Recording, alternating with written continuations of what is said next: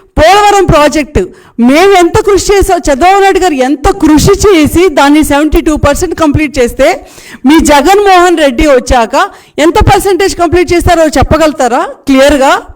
అదే చంద్రబాబు నాయుడు గారు ఉన్నప్పుడు ఉద్యోగాలు కానీ లేకపోతే పరిశ్రమలు కానీ ఏ లెవెల్లో వచ్చాయి, ఎన్ని ఉద్యోగాలు వచ్చాయి, 27,000 కంపెనీలు తీసుకొస్తే ఈరోజు జగన్మోహన్ రెడ్డి వచ్చాక మొన్న మీరు రిలీజ్ చేసుకున్న దాంట్లోనే 5,000 కంపెనీలు తీసుకొచ్చారని చెప్పారు. మరి ఆ కంపెనీలు ఎక్కడున్నాయో ఏంటో నీకు మీ ఎమ్మెల్యేలకే తెలియాలి.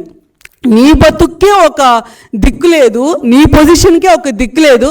నిజంగానే కనుక నువ్వు నీకున్న టర్మ్లో ఒక మినిస్టర్గా ఉన్న టర్మ్లో నిజంగానే డెవలప్మెంట్ చేసి ఉంటే, ఎవరైతే నీకు ఓట్లు వేశారో నగిరి ప్రజలు వాళ్ళ కోసం నిజంగానే నువ్వు పనిచేసి ఉంటే ఈరోజు నీకు సర్వేలో 0 మార్కులు అయితే ఇవ్వరు.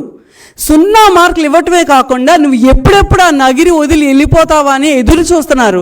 ఆ రకంగా వాళ్ళని టోల్గేట్లు పెట్టి లేకపోతే ఆ ఆస్తులు కాజేసి కమిషన్లు కొట్టేసి అంతమందిని ఇబ్బంది పెట్టావు.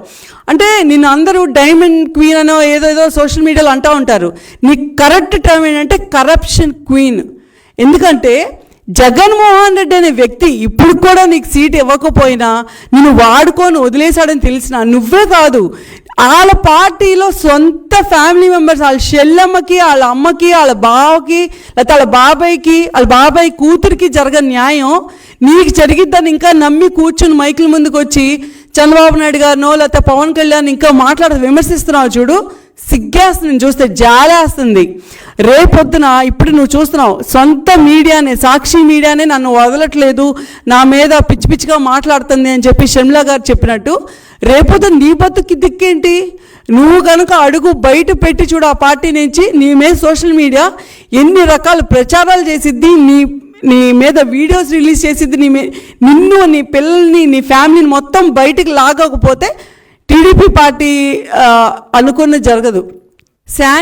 శాండ్ విషయంకి వస్తే ఫ్రీగా ఇచ్చారు అని చెప్పి శాండ్ స్కామ్ అని చెప్పి పిచ్చుకొక్కల్లా వాగారు. అదే శాండ్ వల్ల ఎంత కన్స్ట్రక్షన్ పెరిగింది, ఎంతమంది వర్కర్లకి, రోజువారీ కూలీలకి ఎంత మేలు జరిగింది.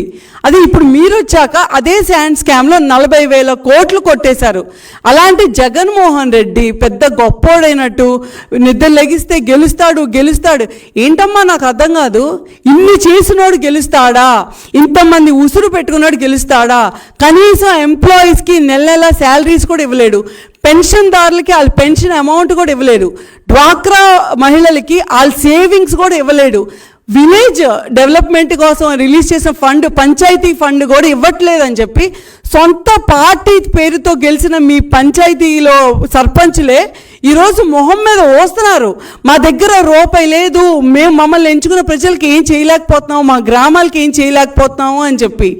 అలాంటి జగన్మోహన్ రెడ్డి అంట ఎంతో నీతిమంతుడంట, అందరికీ అన్నీ చేశాడంట, రేపొద్దున గెలుస్తాడంట. ఏ రకంగా గెలుస్తాడు అంటే ఇప్పటికే పార్టీ మీరు గమనించుకొని ఉంటే లిస్టులన్నీ రిలీజ్ చేయకముందు కానీ చేశాక కానీ ఎంతోమంది బయటికి వెళ్ళిపోవటం, టికెట్ ఇచ్చిన వాళ్ళు కూడా మాకొద్దు వచ్చి ఈ వైసీపీ పార్టీ నుంచి మేము పోటీ చెయ్యము, మేము పోటీ చేసే ఉద్దేశం మాకు లేదు అని చెప్పి మీ టికెట్ మీ మొహాన్ని కొట్టి బయటకు వచ్చిన ఎంపీలు ఉన్నారు, ఎమ్మెల్యేలు కూడా ఉన్నారు.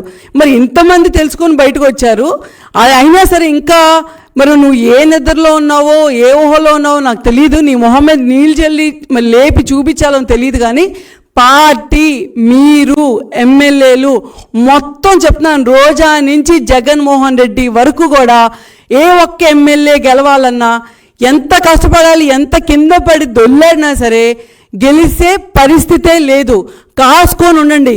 ఊరికినే మైకుల ముందుకు వచ్చి ఎమ్మెల్యేలుగా ఉండి ఈ రోజు దాకా ఒక్కరోజు కూడా ప్రజల కోసం పనిచేయకుండా, ఏది మీరు పవర్లో ఉన్నప్పుడు కూడా ఏదో అపోజిషన్ తిట్టడానికి మాత్రమే పవర్ ఉందని చెప్పి ఎంత దుర్వినియోగం చేశారో అంత దుర్వినియోగం చేశారు.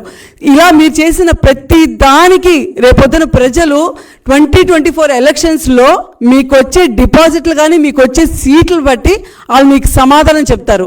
ఇప్పటికైనా తెలుసుకుంటే మంచిది. రోజా లేదు, నువ్వు బయటపడలేదా, అదే మురికోపంలో పడి ఏడుస్తానంటే ఏడు, ఎలాగా అక్కడ కూడా నేను ఉంచట్లేదు, బయటికి గెంటేస్తానని చెప్పి బయట అంతా ప్రచారం జరుగుతుంది. నీ స్థానం నువ్వు చూసుకో. నీ స్థానం నువ్వు పదులు చూడడానికి కూడా నీకు చేత కాదు. నువ్వు వచ్చి చంద్రబాబు నాయుడు గారిని లేకపోతే పవన్ కళ్యాణ్ని లేకపోతే లోకేష్ గారిని పట్టుకొని పిచ్చి వాగుతావు. చూద్దాం ఏం జరిగిద్దాం.